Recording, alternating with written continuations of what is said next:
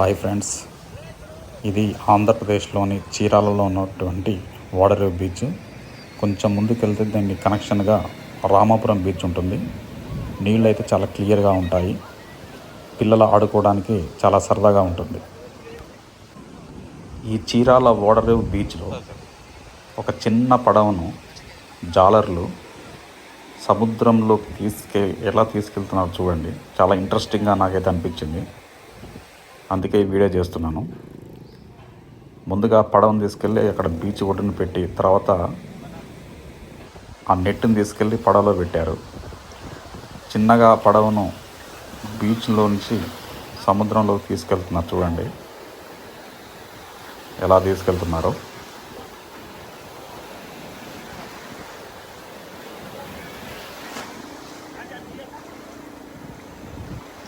ఆ వెనక భాగంలో ఒకటి వెనక ఇట్లా పొడుచుకుని వచ్చింది. అతను దానిపైన ఎక్కాడు చూడండి. ఒకసారి చూసారా ఎంత పైకి లేచిందో ముందు భాగం.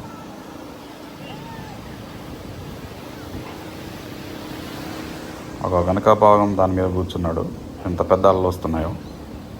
అలా వాళ్ళు ఒక 2 గంటలు దాదాపు 2 కిలోమీటర్ల పరిధిలోకి వెళ్ళి చేపలు పట్టుకొని వస్తారట.